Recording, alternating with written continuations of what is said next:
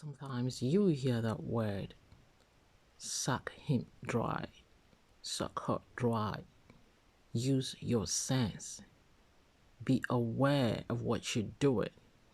You know, in Igbos we say, uchegi the wire, uchegi the corner if you know, like, you better use your sense as well. Gather what you can. Like it's a competition in a relationship. Like there's an agitation of some sort when you begin to allow such people who are going to advise you like that.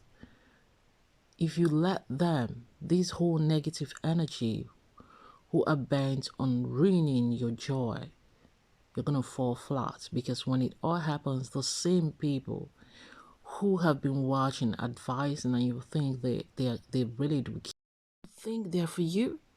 You really do think they are for you. You must be joking.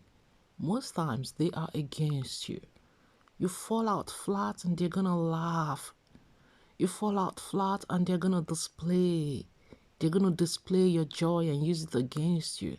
That look at how she came boogieing around, showing off her beautiful dress, showing off her beautiful handbag, showing off her beautiful that, and you will be surprised, thinking, I thought I was sharing my beautiful joy with my friend. So as they encourage you wrongly that, hey, think about what you're doing, gather, you better be awake, because it's your marriage, it's your life, it's your relationship. You know that guy better than they do, that he meant well for you. I know that most times people speak out of experience. Some might say, but they do mean well because of their experiences. But like I said, is it the ultimate? Leave me your comments in the comment section below. A lot of times, I think we get it wrong if this is your perspective. If you, and vice versa, the man going to the woman, just because he is sporting a gold mine, he is sporting an avenue whereby he's just gonna relax and be taken care of, then permit me to use that word. He or she is a G word. The good, because I know that you want to have your interest at heart in a relationship. You want a guarantee, but I think the fact that both of you accept each other is your guarantee. Everybody is entitled to his or her opinion. Leave it out there on the comment section below. Hey, Cece, everyone's not the same. No, everyone's not the same. Everyone is different from the other.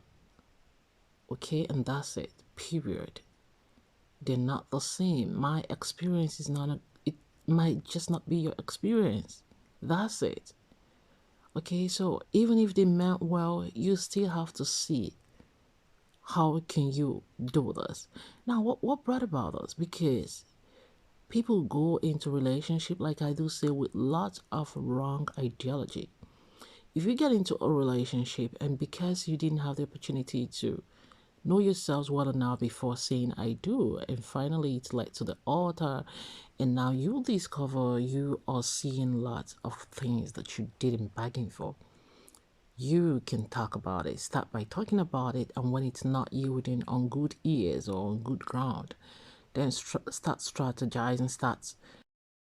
So like I said, what led to this? A woman actually came out on social media and said, I haven't saved some money for myself and family. I saved up, or it was her own personal savings, and she said, I chose to buy a landed property. When I discussed with my husband, he declined this discussion. He didn't want that, and he didn't prefer a better opportunity, a better solution to what we could do with money. But when he declined, but my husband has lots of properties, all in his name alone. We have 3 children, and he didn't use any of the names, nor did he use mine. Neither did he use mine, but he just used his name on all the landed properties that he's got. And these properties he got it while we're together.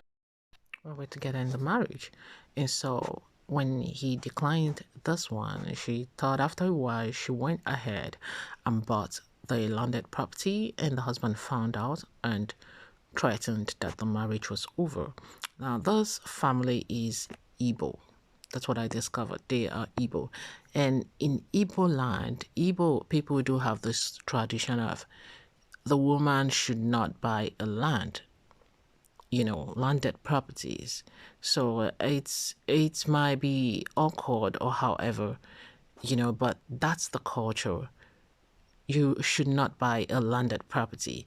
So now that does not go out to say that Igbo women do not have landed properties. Don't get me wrong, okay? But that's like a culture. You have to get it with the consent of your husband, except you do it without the consent, which is what the woman did, and she got far, So the husband discovered and then said, you know what, we're done with this marriage. So I think he sees that as intimidation or whatever it is. I don't know. Some said he's just a selfish person. Some said, because the amazing thing or the awkward thing about it was the man said, okay, you're going to buy that land and you're going to put it in my name. And when she said, the land that I already bought in my name and the name of my kids also, as next of kin to it. And he said, no, it has to be, she has to change that from her name and his children's name to only his name on it. So that's where the confusion set in, like, okay, what does he really want? Is this man just, and things like some said, oh, he just doesn't mean anything good for you. He's just not for you. In fact, he's not with you in this marriage because there are men who also buy landed properties for their wives, put their wife's name. So people actually spotted different meanings to it, and we are mainly on agitated side, against the man for acting weird that way. Some said he must have an ulterior motive. So what is your decision on this one? Leave me your comment in the comment section below. Does he really have an ulterior motive? And why was it really right that she went on to buy that land instead of thinking of other things to have done with the money to yield more increase, for her? Fathers do buy landed properties for their children, daughters, and just will them to them, and that means the woman is coming into a marriage already having her landed properties, okay, and then that is okay. She got it from her father. She got it before she got into the marriage. But when you are in a marriage as an Igbo woman, no let your no let your guy divorce you, over would I call it stubbornness? Is it really okay to say a wife is stubborn? Because I think a wife is also entitled to her life in a relationship, but with coordination and oneness. Some even went on to blame her and said, "Why discuss with a man that you know so well that is like this, selfish and all self-centered?" A lot of people, should there be actually secrets in marriage? Because some went on to use that word and say, keep your lifestyle secret, keep your financial status secret when you know your guy. So I think actually different things work for different people in marriages. You are the one who wearing that shoe, and so you know exactly where and how it pinches you and how to adjust it better.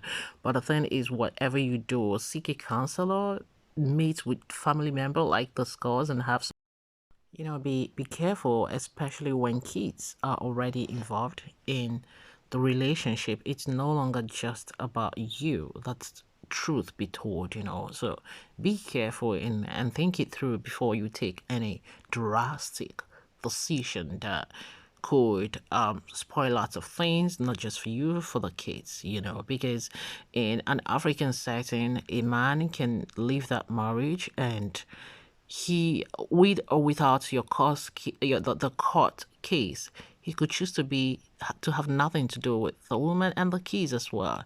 And if the woman is not having anything tangible, it's gonna be a whole lot of like a whole lot of suffering for the woman and the poor kids who got involved in the whole mess. So that's why it's good to think it through before taking a drastic decision.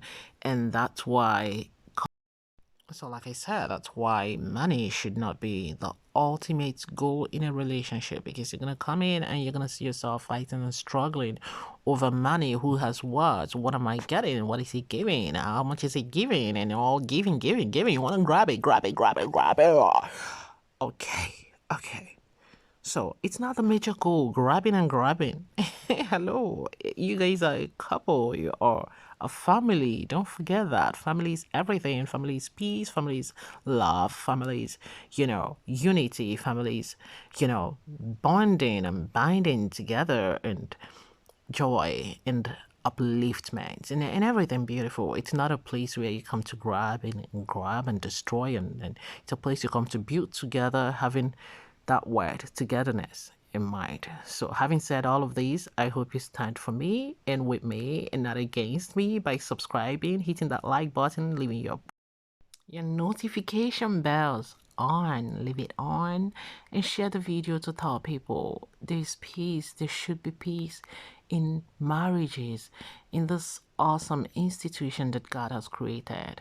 You want peace, give peace, and you get peace in return. And when you do not get peace in return, what are you gonna do? Go get your peace by force. Like, grab that your peace. Don't let it sleep. Don't let anyone deny you of your peace of mind. Girl, guys. So, do all you can to have your peace of mind on a very more serious note.